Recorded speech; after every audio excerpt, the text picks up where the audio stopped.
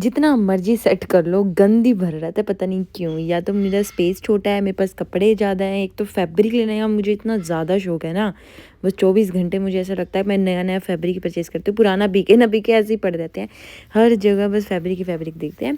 तो बस आज मैं फिर से काट रही थी पैचेस, फ्लावर के नेट वाला कपड़े पे एम्ब्रॉयडरी हुई थी फ्लावर के पैचेस की, वो काट रही थी, कट कर रही थी। क्यों? क्योंकि हमने लहंगे पे लगानी है। आपने मेरे शॉर्ट्स देखे होंगे तो आप में इसको पता चला होगा कि अगर नहीं देखे तो अभी जाके देख लो तो पता चल जाएगा ये फ्लावर पैच मैं किस लिए काट रही हूँ और क्यों काट रही हूँ। And please ignore the mess जो भी अभी स्टूडियो पे हुआ पड़ा है। साफ करने की मैं बहुत ज़्यादा कोशिश करती हूँ, बस हो नहीं पाता क्योंकि दोबारा गंदा हो जाता है। एक तो कटा हुआ मिल गया कितनी खुशी होती है जब ऐसे आधा काम में करा हुआ मिल गया।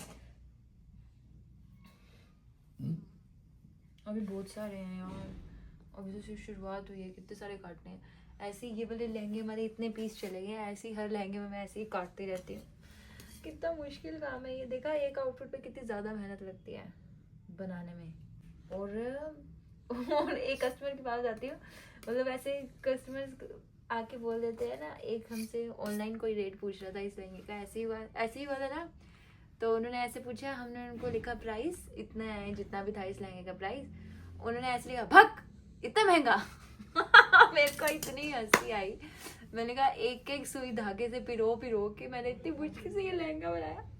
कितने कितने तो रीले वेस्ट हुई है इस लहंगे, सच में इतनी सारी कलियां बना दी हमने। नॉर्मल लहंगे की कलियां सिर्फ 18-20 होती है, हमने 26 कलियां रखी इस लहंगे में, जोड़ जोड़ के इंटरलॉक कर करके इतनी रीले भी खर्च हुई। उसके बाद फिर कोई कस्टमर आके ऐसे बोले, हंसी आ गई मुझे तो। भक ऐसे कौन लिखता है यार किसी ब्रांड के नेम पे, किसी को मैसेज करते हैं। मतलब मैंने भी आज तक बचपन में भी बहुत सारे ब्रांड्स पे ऐसे मैसेज करे हुए हैं कि कितने का है। फिर ऐसे लगता है कि महंगा है, पर ठीक है। मैं मन में ये सोचती हूँ कि यार काश मैं इतनी अमीर होती, तो मैं ऐसे सोचती थी काश मैं इतनी अमीर होती तो मैं ये ले लेती।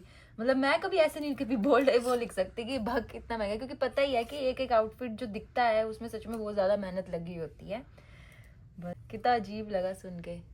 मतलब कुल मिला के मुझे लगता है मैंने 26, 23, 28, 29, 30, 31, 32, 32 पैचेस काट चुकी थी मैं इस टाइम पे। हो गया था, मतलब मोस्टली मुझे शायद 1 घंटा लगा होगा, 1 से 1.5 घंटा बस। उसके बाद मैं शुरू हो गई फैब्रिक के पिक्चर्स लेना, जो न्यू फैब्रिक आया हुआ था। हाँ गाइस, मैंने फिर से न्यू फैब्रिक परचेज़ कर लिया, मेरे से नहीं रुका जाता नया फैब्रिक परचेज़ करने के लिए। तो फैब्रिक जो आया पड़ा था उसकी पिक्चर्स क्लिक करनी थी, क्योंकि फिर कस्टमर्स को भेजनी होती है। और सबसे मुश्किल टास्क मुझे लगता है पिक्चर्स क्लिक करना, वो भी ऐसे वाइट एम्ब्रॉयडर फैब्रिक की।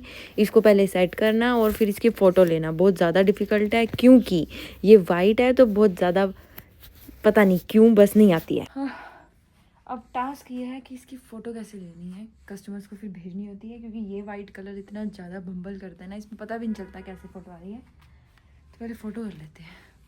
फ़ोटोज़ तो मैं क्लिक कर रही हूँ, थोड़ी ओवर एक्टिंग के साथ कर रही हूँ पर कर रही हूँ। हाँ, तो इतनी मेहनत तो लगती ही है ना क्लिक करने में, जब तक ऐसे इंगी पिंगी होके करूँगी नहीं तब तक अच्छी फ़ोटो आएगी कैसे।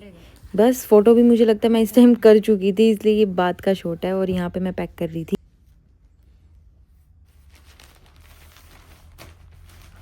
ये कुछ हमने ड्रेसेस बना के भेजी हैं, कुछ उन्होंने हमें फैब्रिक भेजा था उसकी हमने ड्रेस बना के भेजी। ये सब पैक हो रही हैं अब जाने के लिए। तो मतलब ऐसा नहीं है कि हम अपनी ही डिज़ाइन भेजते हैं, लोग हमें भी अपने फैब्रिक शेयर करते हैं, अपनी पुरानी पुरानी साड़ियाँ शेयर कर देते हैं, भेज देते हैं।